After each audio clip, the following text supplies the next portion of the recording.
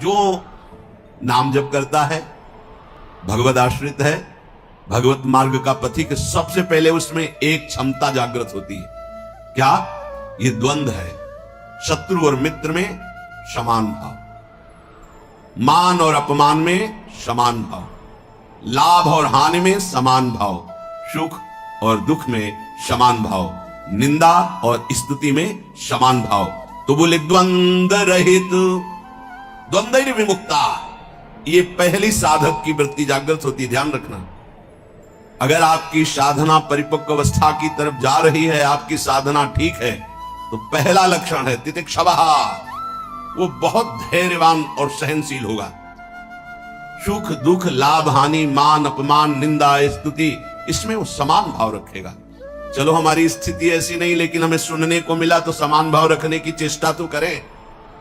पूज्यपाद श्री उड़िया बाबा जी महाराज, यदि तुमसे कोई द्वेष करता है और तुम्हें भगवत प्राप्ति करनी, तो वो जब दिखाई दे तो उसके चरणों में प्रणाम करो। अगर पास से निकले तो राधे श्याम, वो भले ना बोले। अगर तुम ऐसा किए तो उसके बैठे हृदय में जो श्री भगवान है वो मिल जाएंगे तुम्हारे। अगर तुम्हारी दृष्टि दोषयुक्त हुई तो कर लो भजन, जब तक वो नहीं मिटाओगे तब तक भगवत प्राप्ति नहीं होगी। हरिवंश नाम लीन जे अजात शत्रु ते सदा, यह शुद्ध परमार्थ अध्यात्म की चर्चा है। यहां व्यवहार को भी अध्यात्म बनाया जाता है। प्रयत्न करो सहने का, मिटाने का।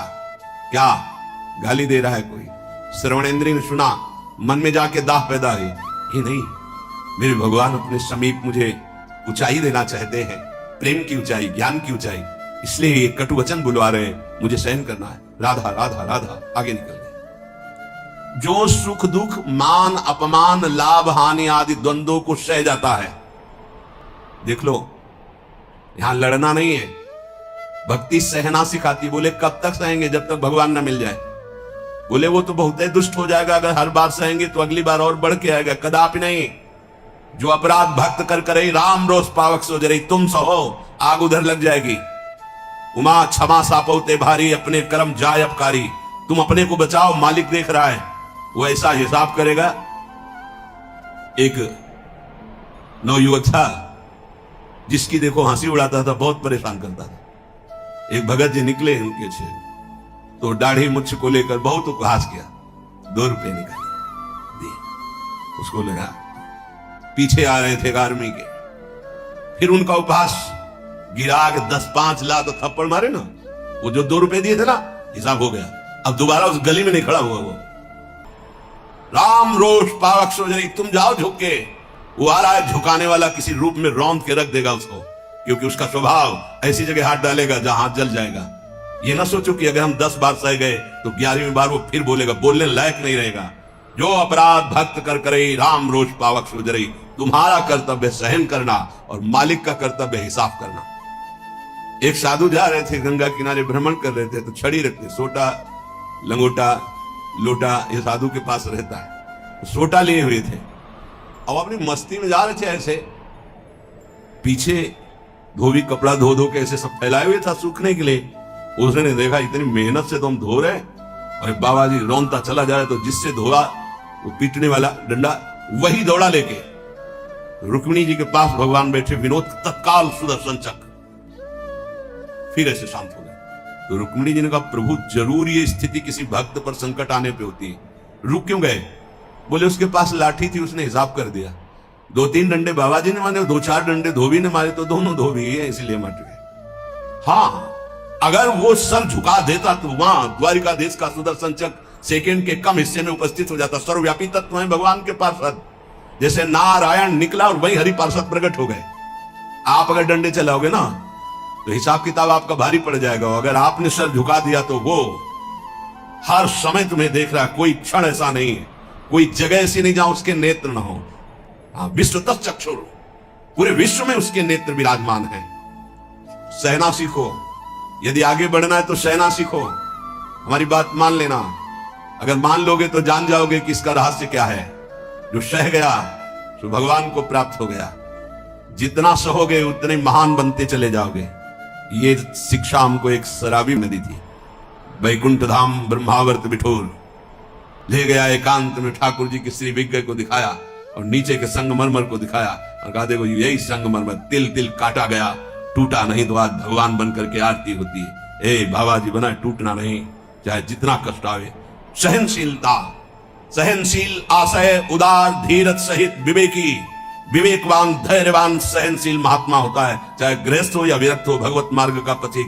ये नाना प्रकार की कुचेष्टाएं करने पर दुखी या व्यथित होकर कुचेष्टा नहीं कर बैठता है। द्वंद्व रहित। आगे गतमान, ये जो अभिमान और ममता सर्वनाश कर देती है, भगवत मार्ग का उपासक उस अभिमान का सर्वनाश कर देता है। नहीं, किसी भी बात का अभिमान नहीं, सच्ची कहते हैं। जिस क्षण प्रभु बुलवाना ना चाहे तो एक शब्द भी नहीं आता हृदय में। कई बार हृदय से एकदम आते शून्य, खाली। अब न कोई प्रश्न का उत्तर है, न कोई प्रश्न है, न कोई वार्ता है। वो दे रहे हैं तो हो रही है, और वो ना दे तो का बोलने की हिम्मत नहीं है। शब्द और शास्त्र ज्ञान और व्याख्या तो अलग जाने दो, वही बुलवा रहे, वही सत्य चेष्टा करा रहे।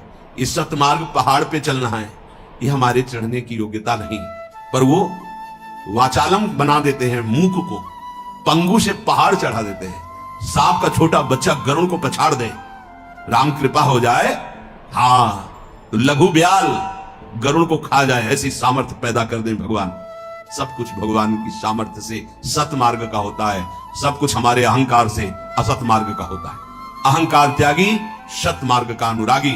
अहंकार युक्त तो कहेगा जरूर भगवान की सामर्थ्य से हो रहा है, पर अहंकार वासनाओं का खेल खिला के पाप करेगा।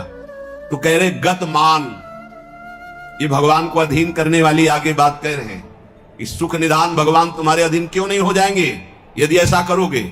पहला, मान अपमान दुख सुख लाभ हानि में समान भाव। दूसरा, मान को स्वीकार मत करो। ये देहाभिमानी पुरुषों के द्वारा किया हुआ प्रणाम नमस्कार, ये देहाभिमान को पुष्ट करने वाली अविद्या की एक नई चाल है। उनके हृदय में विराजमान सच्चिदानंद भगवान को देखते हुए इसे विनोद में उड़ा दो। विनोद में, मैं जान रहा हूं प्रभु अब नहीं फंसेंगे, गुरु कृपा हो गई, आपका ये प्रणाम नमस्कार फांस नहीं सकता, नाथ आप तो हमारे स्वामी हो, अब नहीं। लाखों प्रणाम दंडवत हो रही, लेकिन नहीं, वो तुम्हारी प्रणाम दंडवत नहीं हो रही, तुम्हें फंसाया जा रहा है। आखिरी खाई है यश कीर्ति मान। नहीं, हे सच्चिदानंद गुरुदेव, आप सब रूपों में काहे को मजाक कर रहे हो प्रभु, आप ही तो विराजमान हो, नाथ कोई नहीं फंसा पाएगा। अब हम तो बड़े भजनानंदी, हमारा बड़ा नाम हो रहा है, प्रणाम नमस्कार हो रहा है, तो आगे है खाई, उसमें मुंह भरा गिर जाओ, निकल नहीं पाओगे। जैसे कंचन की खाई, कामिनी की खाई, ऐसे कीर्ति की खाई। तो गत मान, सबहि मान प्रदापमानी, सबके चरणों में बंधन भक्ति, मेरे नाथ इन सब रूपों में विराजमान।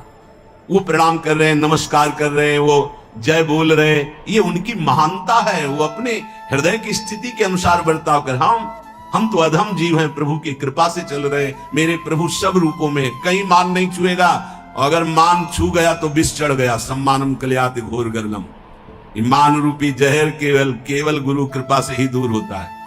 एक ही जगह इस मान की धुलाई होती, दूसरी जगह नहीं, और दूसरी जगह तो आप जहां भी जाओगे वैष्णव चिन्ह देख के सम्मान होगा। एक है घाट, गुरु घाट, जिनमें इसकी धुलाई होती है, वहां कोई भी तुम्हारी चतुराई नहीं चलेगी, कोई भी गुण नहीं चलेगा, कोई भी प्रभाव नहीं चलेगा। वहां धुल के रख देते हैं इस मान को, और जहां मान धुला और दैन्यता आई तो हरि कंठ लगा लेते हैं, भगवान उसे अपने समीप रख लेते हैं। बलिहारी गुरु आपने, जिन्होंने मान को मिटिया मेट कर दिया। बलिहारी कभी नहीं सुधरता है मान का स्वभाव। ये गुरुदेव, इसीलिए गुरुदेव के हाथ का खिलौना कोई बिरला ही बनता है। अहंकार के हाथ के खिलौने तो सब बने हुए, जैसी चाबी भरता है अहंकार, वैसे ही खेल हो रहे, लेकिन कोई गुरुदेव के हाथ का खिलौना विशेष लाडला होता है। भर दी चाबी, अब उसके हृदय में खेल चल रहा है निकुंज का। मान का त्याग करा करके धन्यता का भाव प्रकाशित करना, ये प्रेमी महापुरुष सदगुरुदेव की कृपा से होता है। गत मान। आगे ज्ञान रथ। ज्ञान किस बात का? एक क्षण भी प्रभु का स्मरण न छूटे, इससे बड़ा कोई ज्ञान नहीं। बात पकड़ लो, तुम्हें कुछ आता हो या ना आता हो, बस राम कृष्ण हरि राधा राधा बोलना आता है, इससे बड़ा कोई ज्ञान नहीं है। ये भगवद स्मृति है। यस्य स्मरण मात्रेण जन्म संसार बंधनात् विमुच्यते, नमस्तस्मै विष्णवे प्रभु विष्णवे, जिनका स्मरण मात्र जन्म मरण बंधन से मुक्त कर देता है। राधा राधा कृष्ण कृष्ण। ज्ञान रथ। जब आप नाम जप करेंगे तो स्वाभाविक सच्ची मानिएगा इस शरीर से प्यार खत्म हो जाता है। ये बहुत व्यवस्थित भगवान की कृपा से चलता है, पर इससे राग नहीं रहता। पुराने कपड़े से जैसे तुम्हारा कोई राग नहीं रहता, फेंक देते हो कूड़ा में, ऐसे ही इस शरीर से ज्ञान रत उपासक को कोई संबंध नहीं रहता। बिल्कुल समझ लेना, जैसे कबाड़ में पड़ी हुई गाड़ी से ध्यान आएगा ऐसे गया, पर आपकी रति नहीं होगी क्योंकि बेकार हो गई है। ऐसे हर समय उपासक की दृष्टि में गाड़ी, ये पांच भौतिक गाड़ी, ये केवल भगवत प्राप्ति के लिए है। अगर ज्ञान प्रकट हो गया तो इससे कोई रति नहीं रहती, इसे कोई अपना शरीर का राग मिट जाना ही सब ज्ञान है, भगवान नाम में रुचि हो जाना ही सब ज्ञान है। बस दो बात समझ लो, जितना इससे तुम प्रेम करोगे उतना ही पापाचरण होगा, और जितना नाम से प्रेम करोगे उतना ही इससे वैराग्य होगा और आप दिव्य उन्नति को प्राप्त हो जाएंगे। ज्ञान रथ, सच्चा ज्ञान, मैं भगवत स्वरूप हूं, ये मैं शब्द अंतःकरण से निकलता है, बस स्वरूप हूं है, मैं के साथ हूं है, नहीं तो स्वरूप, बस स्वरूप, मैं स्वरूप हूं, ये अंतःकरण धर्म से निकल रहा है, केवल है स्वरूप, ये है, वहां कोई और शब्द नहीं जुड़ता, न मैं न हूं, वह है, वही है, वो भी खत्म, केवल है। यह है पूर्णता, ज्ञान की पूर्णता, भक्ति की पूर्णता है। कौन? गोविंद, गुरुदेव, किशोरी जी है। बिरत खटाई नाना कस, जैसे कुछ धातुएं होती है उनमें खटाई डालते तो बहुत जहरीली हो जाती है, ऐसे ही उपासक को हर भोग दिखाई देता जहरीला। ब्रह्मादिक के भोग सब विषम लागत ताई, तो कहीं भी सुख क्या उसको मिलता होगा? गांव में जब गुड़ बनाया जाता है तो ऊपर का जो फेन निकलता है ना, गांव के जो गरीब लड़के होते हैं दौड़ के वो चाटते हैं, बड़ा मीठा अच्छा लगता है।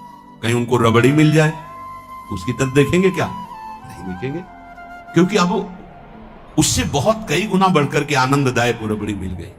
जैसे निर्मल विशाल मृदु जल का जलाशय मिल जाए तो छोटे छोटे गंदे गड्ढों की याद नहीं आती, ऐसे सच्चिदानंद भगवान का सुख स्फुरित होता है जब ते गंदे विषय विष की तरह दिखाई देते हैं। ब्रह्मादिक के भोग सब विषम लागता है, तो बोले उस उपासक के हृदय में इतना वैराग्य हो जाता है जैसे वमन, खाने को मन नहीं होगा, विष्ठावत मलवत त्याग, मल त्याग के बाद कोई अहंकार नहीं होता, अर्थात वो त्यागी भी है और अहंकार का त्यागी है। जैसे इसमें कहा बिरत खटाई नाना कस, जैसे काश आदि जो पात्र हैं इनमें खटाई पड़ जाए तो बहुत जहरीली हो जाती है। बोले ऐसे ये सारे विषय उसे जहरवत दिखाई देते हैं, इसीलिए जो विषय प्रिय लग रहे हैं उनसे पिंड छुटाना हो तो भगवान को अर्पित करके भोग लगा के पाओ। गंदे विषय भगवान को भोग लगाए नहीं जाते। अगर कोई भी प्रिय पदार्थ है आपका कि ये तो हमें बहुत पसंद है, तो उसे पहले 20 मिनट प्रभु को भोग लगाओ और थोड़ा प्रसाद लेके बांट दो, कोई और ना हो तो पशु पक्षियों को बांट दो, राग खत्म हो जाएगा, पक्का राग खत्म हो जाएगा। ये गुरुजनों के अनुभव की बात है। कुछ ऐसे पदार्थ होते हैं, पूज्य राधा बाबा भाई जी से कहा कि सब ठीक है आपकी कृपा से, पर मिठाई देखते ही प्रीता बढ़ जाती है, तो क्या अभी हमारा राग है मिठाई में? भाई जी हर समय बाबा की मनोवृत्तियों को देखने वाले महापुरुष, तो उनका नहीं, तुम्हारी स्थिति में मिठाई का राग नहीं है, ये स्वभाववश शरीर की आवश्यकतावश पूर्व अभ्यास रहा है। तो ऐसा हो जाता है कि जैसे सब पदार्थ रखा है, जो प्रिय है उसे उठा लिया और पाने लगे, उसका कोई राग नहीं है, स्वभाववश तुम्हारे शरीर को आवश्यकता है, स्वभाव बन चुका है, पर राग नहीं है।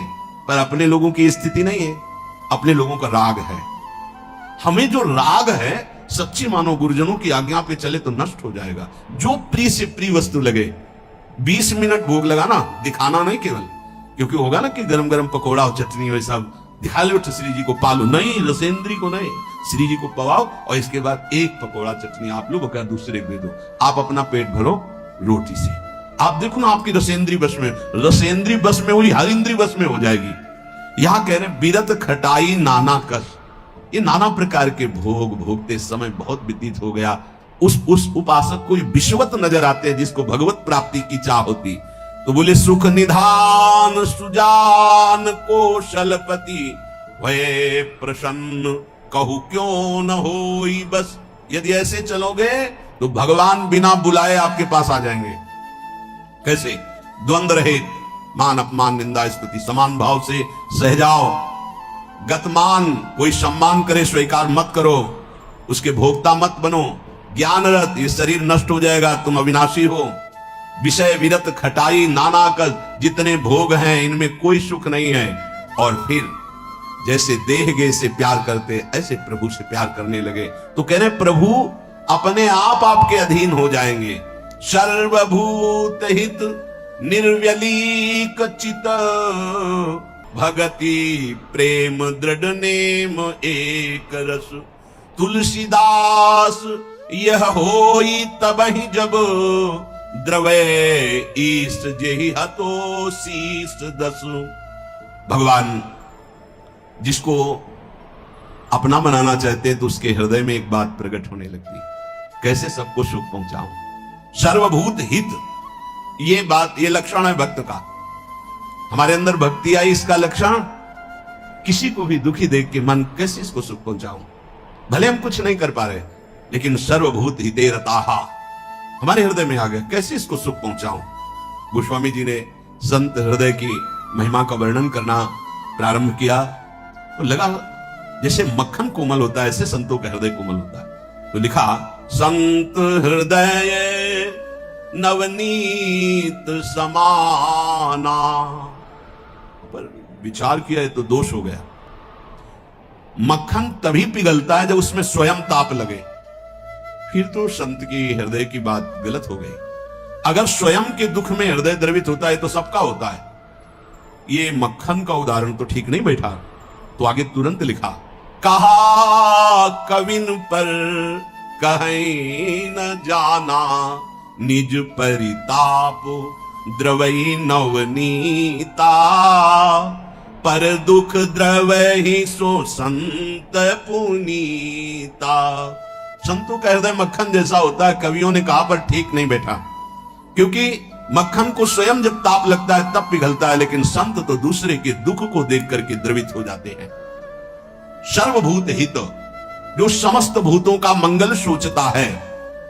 तो आनंद घन चतुर शिरोमणि भगवान उस पर प्रसन्न हो जाते हैं, उसके हृदय में निर्विकारता प्रकाशित हो जाती है, उसका चित्त एक रस सच्चिदानंद सुख में निमग्न हो जाता है।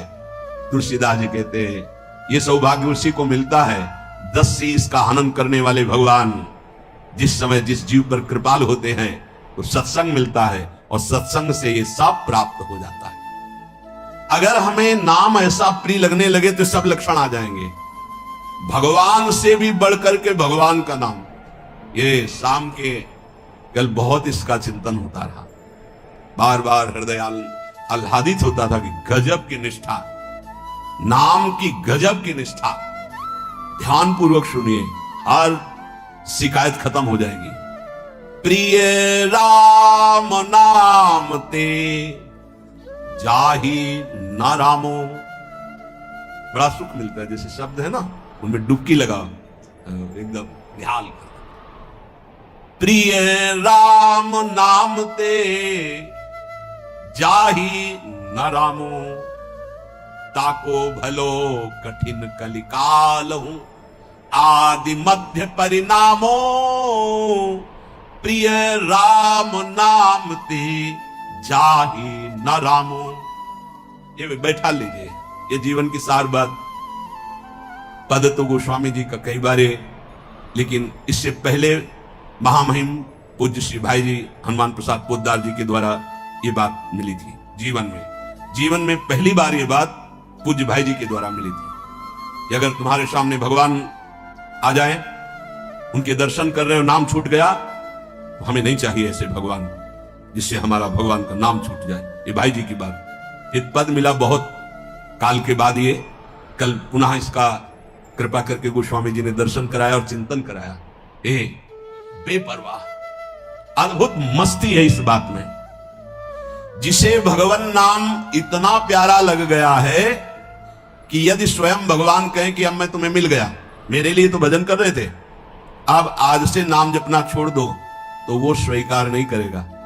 उपासक कहेगा नाम नहीं छोड़ सकता महाराज, आप आओ या ना आओ, आप जाओ या रहो, आपकी मर्जी की बात। नाम से प्रिय बढ़कर आप नहीं हो हमें। ये बात बहुत बड़ी बात। जब भगवान की बात आ गई तो ये भोगों की बात क्या रह जाएगी भाई? ये पद प्रतिष्ठा रुपया पैसा, अभी नाम का स्वाद ही नहीं चखा। ये ताको भलो कठिन कलिकालो आदि मध्य परिणामों, आज कल परसों हर समय परमानंद बना रहेगा। एक कलयुग कुछ नहीं बिगाड़ सकता। यदि जिह्वा में ऐसा प्यार उदय हो गया कि मुझे नहीं चाहिए और कुछ, जो हमें नाम छोड़वा दे वो कुछ संसार की पद प्रतिष्ठा तो जाने दो, हमें भगवान से भी नहीं मिलना। यदि वो आ जाए और नाम छूट जाए तो मुझे उनका आना नहीं।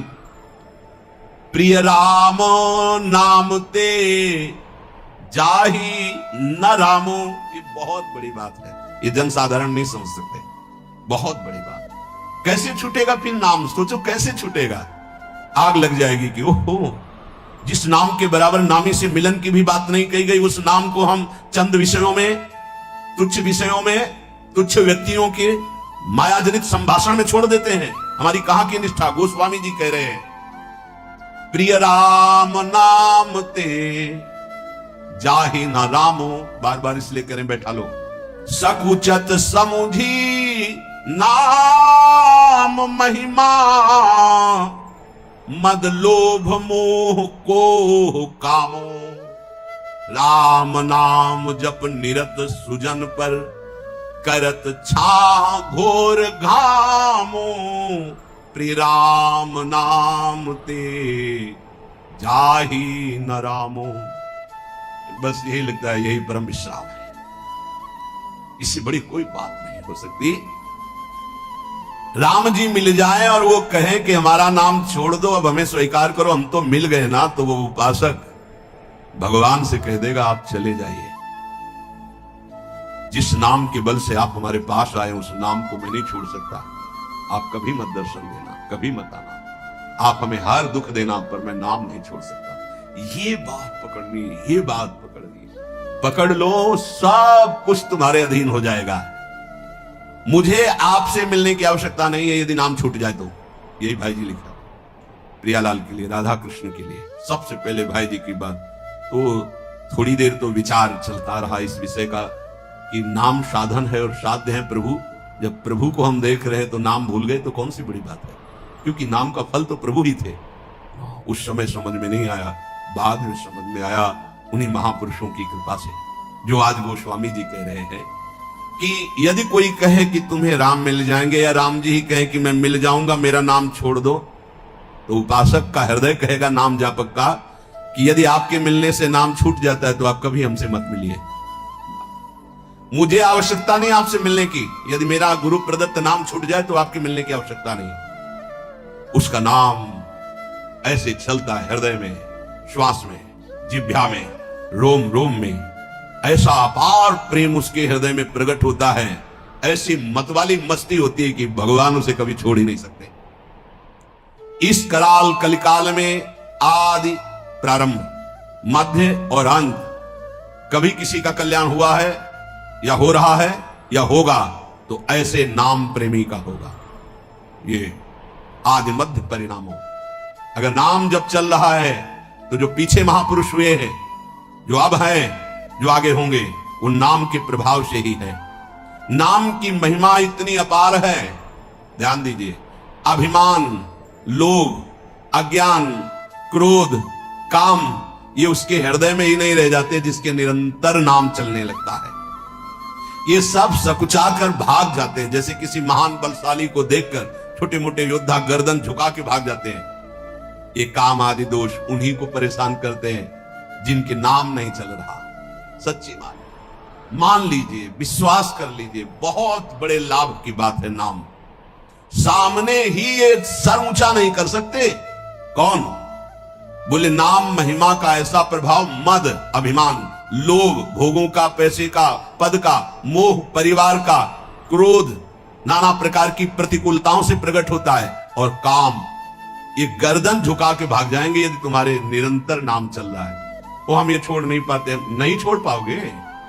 ये भगवत शक्ति से संपन्न योद्धा हैं। नाम नाम चल रहा है, भाग जाएंगे। नई अवस्था ठाकुर हरिदास जी की, बस नाम चल रहा है। 3 दिन प्रयासरत रही, स्वयं भक्त बन गई, उनके हृदय में कोई फर्क नहीं पड़ा। क्यों? क्योंकि नाम चल रहा है। जो नाम जप करता है, बहुत महिमा की बात कह रही है, राम नाम जप निरत सुजन पर करत छाह घोर घामो। घोर धूप में भी वो धूप छाह से भी बढ़कर शीतल बन जाएगी नाम जापक को। अर्थात घोर विपत्ति, घोर प्रतिकूलता उसके लिए भारी अनुकूलता और मंगल बन जाएगी, जिसकी जिह्वा पे नाम चल रहा है। यदि कोई कहे कि हमने नाम के प्रभाव से पत्थर में कमल उदित होते देखा है, तो आश्चर्य मत मान लेना, बहुत छोटी बात है ये। कह रहे हैं नाम प्रभाव सही जो कहे को शिला सरोरुह जामो। जो सुन सुमिरी भाग भाजन भई सुकृत शील भील भामो। यदि कोई तुम्हें ऐसा कह दे कि हमने देखा है पत्थर में कमल खिल गया, असंभव, तो तुम मान लेना कि वो नाम जापक ऐसा हो सकता है। नाम जापक कुछ भी कर सकता है, क्योंकि नाम में कर तुम अकर तुम अन्यथा सब सामर्थ्य विराज। जो बिल्कुल नहीं हो सकता वो भी हो सकता है, अन्यथा कर तुम। जैसे जहां सुई का धागा जाना छेद में बहुत कठिन होता है सुई के, वहां से अनंत ब्रह्मांड भगवान पार कर सकते हैं, और उन भगवान को अधीन करने वाला नाम है, सब ठीक हो जाएगा। सब कुछ हो सकता है। नाम की महिमा समझ करके ये तुम्हारे काम क्रोध लोभ मोह मद मत्सर्य सकुचा कर भाग जाएंगे, सामने नहीं आएंगे। भारी से भारी प्रतिकूलता दुख तुम्हारे लिए आनंद प्रदान करने वाली बन जाएगी यदि आप नाम जप कर रहे हो। महान दुख सुख बनकर तुम्हारे को कभी छोड़ेंगे ही नहीं।